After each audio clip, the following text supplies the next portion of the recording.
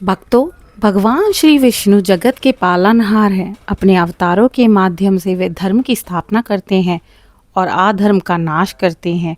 उनके 10 प्रमुख अवतारों में से एक अत्यंत अद्भुत और शिक्षाप्रद अवतार है वामन अवतार। जय श्री हरि श्रोताओं, आप सभी का स्वागत है आपके अपने चैनल दिशा स्पिरिचुअल में। आज आप सभी सुन रहे हैं परिवर्तनी एकादशी के उपलक्ष्य पर भगवान श्री हरि के वामन अवतार की कथा।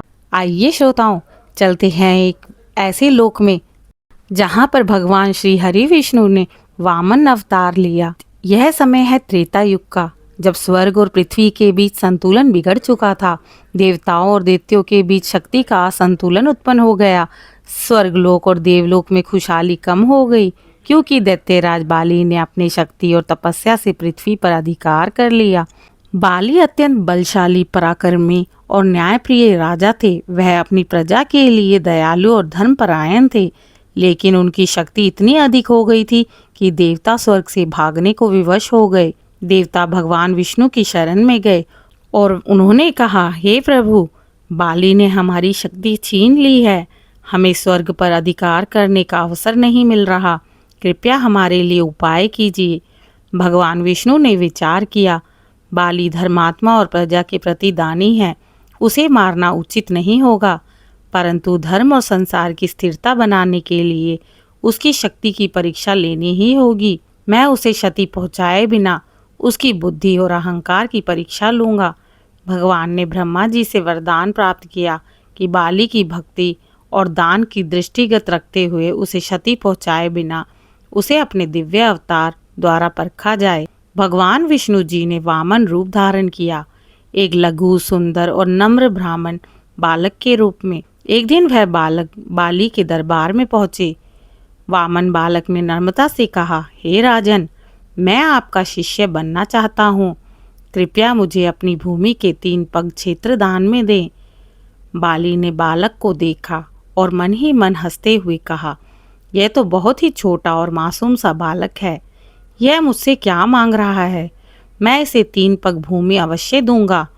बाली ने दान देने का वचन दे दिया। जैसे ही बाली ने दान का वचन दिया, वामन बालक ने अपना विराट दिव्य स्वरूप धारण कर लिया। पहले पग से उन्होंने संपूर्ण पृथ्वी को नापा। दूसरे पग से उन्होंने स्वर्गलोक और आकाश को नाप लिया। तीसरे पग के लिए बालक ने बाली से कहा, हे महाराज, तुम्हें अपने पगों की जगह मुझे अपने सिर पर रखना होगा। बाली ने अपनी भक्ति और दान भाव से अपने अहंकार को त्यागते हुए स्वयं को वामन के पगों में अधीन कर दिया। भगवान ने उसे पाताल लोक का स्वामी नियुक्त किया और वरदान दिया कि वह अपने भक्तों और धर्मप्रिय प्रजा की रक्षा करेगा। ओम नमो भगवते वासुदेवा। सच्ची भक्ति और दान से बड़ी सबसे बड़ी शक्ति नम्रता है।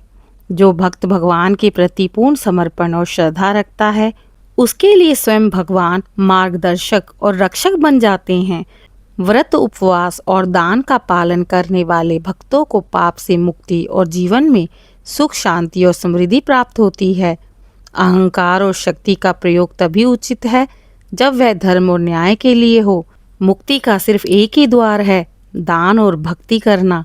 श्रोताओं, अगर आप सभी ईश्वर की कृपा प्राप्त करना चाहते हैं तो एक ही श्रेष्ठ मार्ग है कि श्रद्धा और नियम पूर्वक व्रत का पालन किया जाए।